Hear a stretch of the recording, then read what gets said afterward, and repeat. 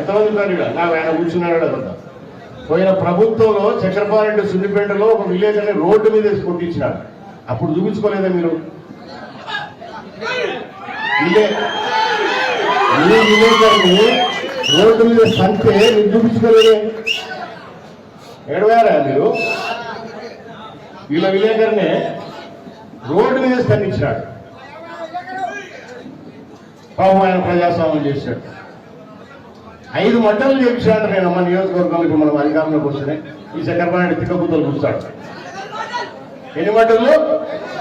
5 మందిని పంపించినాడు. నేను అదే పని, నాకు వేరే పని లేదు. మనుషులు పంపించడమే పని నాకు. తిక్కబుద్ధులల్లా ఏదో 4 మైకులు వాళ్ళు పెట్టారు కదా అని చెప్పేసి నీ బుద్ధుడు మాట్లాడితే నీకు చెప్తూనే ఉన్నా. నువ్వేమన్నా మర్చిపోయినా, నువ్వేమన్నా పొరపాటు కూడా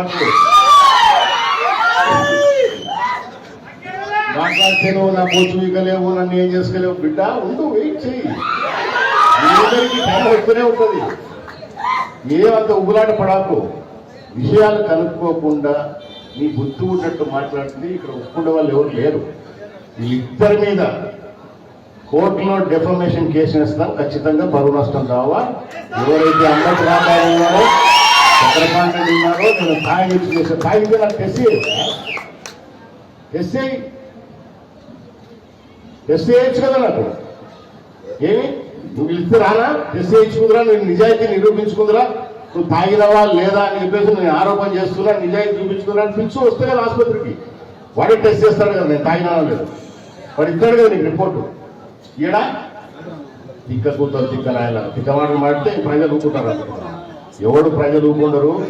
ఈరోజు ఇంకొక విషయం, నాకు ఎన్ని మెసేజ్లు అంటే అవి అన్నీ చెప్పకూడదు.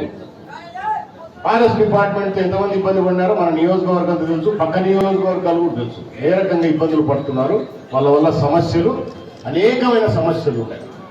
ఈ సమస్యలన్నీ కూడా మనం ముఖ్యమంత్రి గారి దృష్టికి, మన సంబంధిత శాఖ మంత్రులు మన పవన్ కళ్యాణ్ గారు ఆయన దృష్టికి, ఎందుకు జరుగుతోంది ఇక్కడ, అభివృద్ధి చేయాలంటే వాళ్ళతో ఇబ్బంది వస్తుంది, సంక్షేమం చేయాలంటే ఇబ్బంది వస్తూ ఉంది, ఒక పైప్ లైన్ వేయాలంటే గ్రామాలలో నీళ్లు తాగడానికి నీళ్లు వేయాలంటే కూడా వాళ్ళు అనేక అడ్డంకులు సృష్టిస్తున్నారు.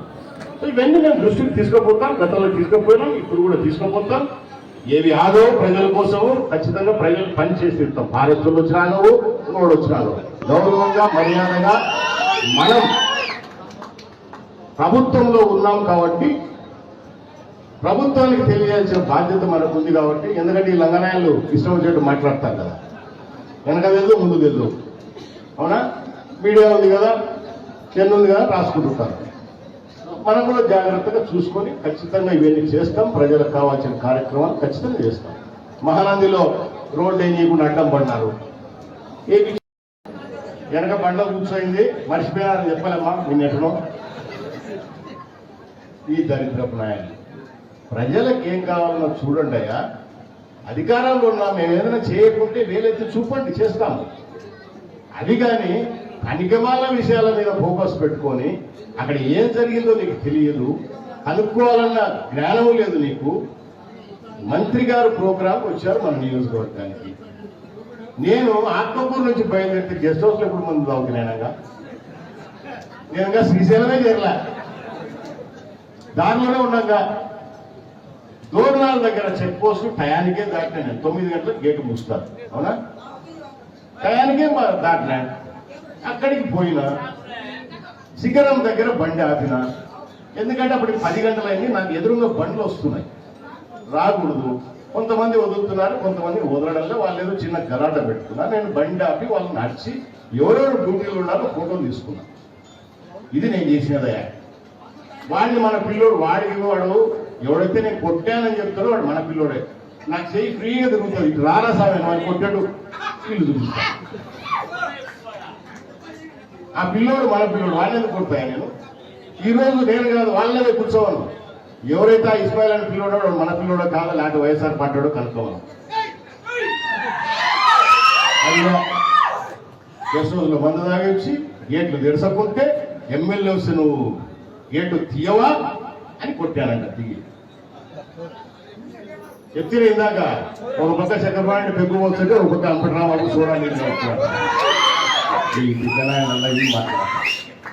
వాస్తవాలు తెలుసుకోకుండా అనవసరంగా మాట్లాడి దాని పెద్ద రాద్ధాంతం ఏమీ కాదు మనకు. పార్టీలు కూడా 2 పార్టీలు క్షుణ్ణంగా అంటే చంద్రబాబు నాయుడు గారు కానీ అటు పవన్ కళ్యాణ్ గారు కానీ విషయం ఏం జరిగింది అని క్షుణ్ణంగా తెలుసుకున్నారు కాబట్టి మనం లేవాలి.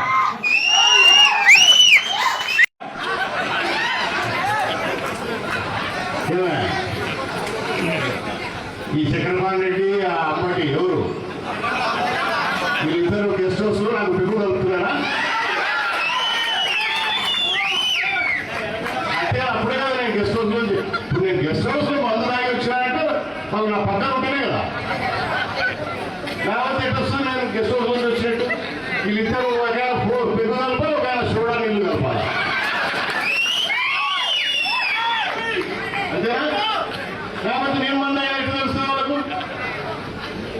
బుద్ధి జ్ఞానం లేకుండా ఏమి జరిగింది అక్కడ అసలు వాస్తవాలు ఏంది ఇది తెలుసుకోకుండా మీడియా ఉంది కదా అని చెప్పేసి నీ చూపించే ఒక డొక్కు మీడియా ఒకటి పెట్టుకున్నావు, ఒక డొక్కు పేపర్ ఒకటి పెట్టుకుని తెలుస్తుంది కదా అని చెప్పేసి ఇష్టం వచ్చి రాస్తే ఊరుకుంటాను. వీళ్ళ తాటాకు తప్పలు మనమే భయపడం లేదు. మళ్ళా ఆయన ఏం మాట్లాడతారు చంద్రబాబు నాయుడు గారు పవన్ కళ్యాణ్ గారు, ఎందుకంటే అశోక్ మీద కూడా కేసు ఉంది, జనసేన ఇన్ఛార్జి కదా, అంటే వాళ్ళ ప్లాన్ బాబు ఏమని పెట్టలే బీజేపీ ఇన్ఛార్జి అవునా, ఇది కూడా పెట్టేట సరిపోయింది అనుకుంటున్నారేమో. ఎనక బండ కూర్చోయింది మర్చిపోయారని చెప్పలేమా నేను ఎక్కడో. ఈ దరిద్రపు నాయకులు ప్రజలకు ఏం కావాలన్నా చూడండి అయ్యా, అధికారంలో ఉన్నాము, ఏదైనా చేయకుంటే వేలెత్తి చూపండి చేస్తాము. అది కానీ పనికిమాల విషయాల మీద ఫోకస్ పెట్టుకొని అక్కడ ఏం జరిగిందో నీకు తెలియదు, కనుక్కోవాలన్న జ్ఞానం లేదు నీకు. మంత్రి గారు ప్రోగ్రాంకి వచ్చారు మన నియోజకవర్గానికి.